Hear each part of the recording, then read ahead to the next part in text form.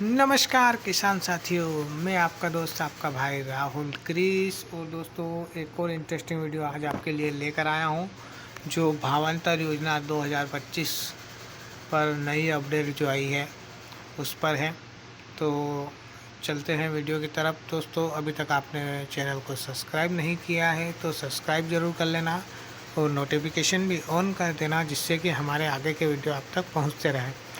दोस्तों, 10 तारीख से 25 अक्टूबर तक रजिस्ट्रेशन, गलती की तो चूक जाएंगे फ़ायदा। 1 नवंबर से 15 जनवरी तक खरीदी। बड़ी खुशखबरी, सोयाबीन किसानों को अब होगा लाखों का फ़ायदा, जाने कैसे। तो दोस्तों, चलते हैं, पढ़ते हैं इस आर्टिकल को। इसमें क्या क्या जानकारी आपको दी गई है। मध्य प्रदेश में सोयाबीन किसानों के लिए भावांतर योजना पंजीयन और तारीख की नई तारीखें घोषित। मध्य प्रदेश सरकार ने सोयाबीन किसानों के लिए भावांतर योजना लागू की।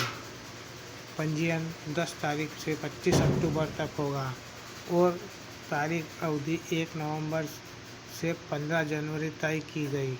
यानी इस तारीख के दिन आपको 1 नवंबर से 15 जनवरी के बीच में आपको जो है भावांतर का जो फ़ायदा है वह मिलेगा। अगर इसके बीच में अगर आप सोयाबीन बेचते हैं तो आपको इसका फ़ायदा मिलेगा। तो दोस्तों, पंजीयन प्रक्रिया और किसानों की चिंताएं। बढ़ते हैं आगे वीडियो में।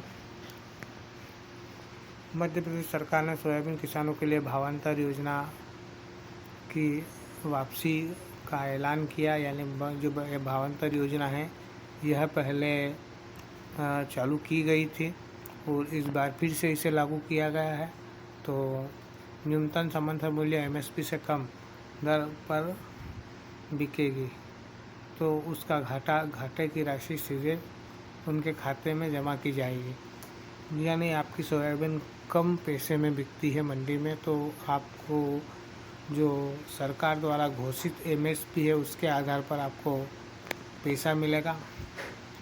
यानी उसके ऊपर की जो अंतर की राशि है वह आपको मिलने वाली है। यहाँ पर पंजीयन की तारीख, किसानों का पंजीयन 10 अक्टूबर से 25 अक्टूबर तक किया जाएगा। यानी जिन लोगों को पंजीयन करवाना है भावांतर योजना में वह 10 अक्टूबर से 25 अक्टूबर के बीच में यहाँ पर करवा सकते हैं। यह प्रक्रिया लगभग 20 दिन चलेगी और किसानों को इसके लिए आवश्यक दस्तावेज तैयार रखने होंगे। यानी दोस्तों, इसमें अगर आपको आवेदन करना है तो आपके जो दस्तावेज हैं, यानी ज़मीन की डायरी, 2 फोटो और आपका जो भी वहाँ पर मांगेगा आधार कार्ड वगैरह, तो आपको ये सब वहाँ पर लेकर जाना है और पंजीयन करवाना है। पंजीयन पीएम ऐप किसान मोबाइल ऐप, सरकारी समिति और सीएससी केंद्रों के माध्यम से कराया जाएगा। यानी पीएम किसान मोबाइल ऐप के माध्यम से भी आप अपने घर बैठे इसका पंजीयन कर सकते हैं। तो उसका वीडियो भी हम बना देंगे। अगर आप उसका वीडियो देखना चाहते हैं कि आप किस तरीके से पंजीयन करेंगे घर पर, तो हमें कमेंट बॉक्स में लिखिए, हम उसका जवाब आपको ज़रूर देंगे। खरीदी अवधि सरकार ने, दोस्तों अब बात कर लेते हैं खरीदी अवधि की। तो सरकार ने तय किया कि भावांतर योजना का लाभ केवल 1 नवंबर से 15 जनवरी 2026 के बीच बेची गई फसल पर मिलेगा। यानी दोस्तों, आपके पास यहाँ पर लगभग 45 दिन है आपको सोयाबीन बेचने का। जो अंतर जो यहाँ पर बताया गया है 45 दिनों का अंतर है। इस अंतर में आप यहाँ पर सोयाबीन बेच सकते हैं। इसका मतलब यह है कि यदि किसान 1 नवंबर से पहले मंडी में सोयाबीन बेचता है तो उन्हें इस योजना का लाभ नहीं मिलेगा। यानी 1 नवंबर से पहले अगर सोयाबीन बेचता है मंडियों में तो उसे इस योजना का लाभ नहीं मिलेगा। इस बात का विशेष ध्यान रखिए दोस्तों। अगर आप भावांतर योजना का लाभ लेना चाहते हैं तो आपको 1 नवंबर के बाद ही अपने सोयाबीन को मंडी में ले जाना है ना दोस्तों। तो चलते हैं वीडियो में आगे। एमएसपी और वर्तमान मंडी भाव, यानी दोस्तों खरीफ 2025-26 के लिए सोयाबीन का एमएसपी 5328 रुपये प्रति कुंटल तय किया गया है यहाँ पर, और वर्तमान में मंडियों में सोयाबीन के भाव 3500 से 4500 रुपये प्रति क्विंटल चल रहा है। ऐसे में सरकार किसानों को मंडी भाव और एमएसपी के बीच का अंतर चुकाएगी।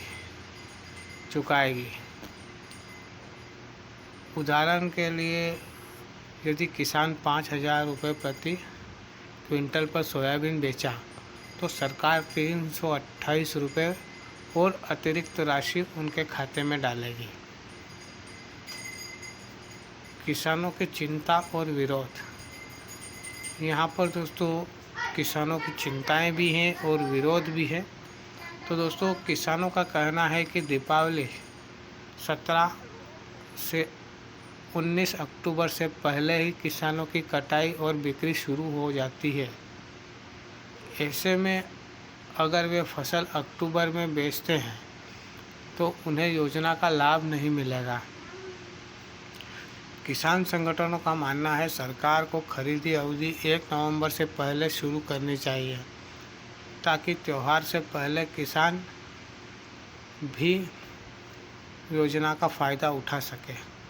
तो यह बात भी दोस्तों उनकी कहनी सही है कि 1 नवंबर से अगर वो सोयाबीन बेचना चालू करेंगे तो उनके जो त्यौहार जो दीपावली वगैरह आने वाले हैं उनमें वह अपना जो घर का खर्चा है या दीपावली मनाने का खर्चा है वो इसमें कैसे चलाएंगे। तो दीपावली के बाद खरीदी चालू की जाएगी यहाँ पर, तो इससे पहले इसकी खरीदी चालू की जाए जिससे कि किसान को कोई दिक्कत ना हो। मुख्यमंत्री मोहन यादव की घोषणा, मुख्यमंत्री ने कहा किसानों का घाटा नहीं उठाने दिया जाएगा।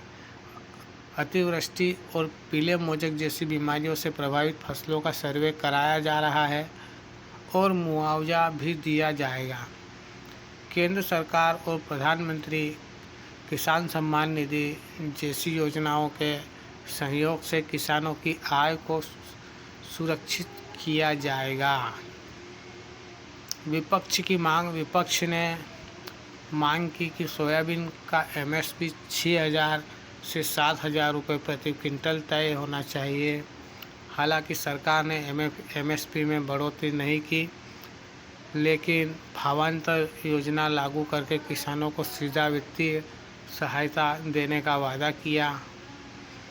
दोस्तों आप जो आर्टिकल देख रहे हैं यह farmhindi.com से लिया गया है।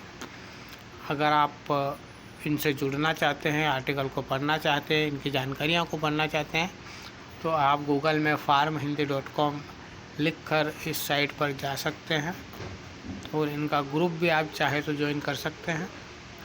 भावांतर योजना की वापसी किसानों के लिए राहत लेकर आई है। हालांकि पंजीयन और तारीखों को लेकर असमंजस और विरोध भी सामने आया है। यदि सरकार इन तिथियों पर अगर करती है तो यह योजना किसानों के लिए और अधिक लाभकारी साबित हो सकती है। तो दोस्तों ये थी जानकारी। तो कैसी लगी आपको यह जानकारी हमें कमेंट बॉक्स में ज़रूर लिखिए। और दोस्तों यदि आप चैनल पर नए हैं तो सब्सक्राइब ज़रूर कीजिए।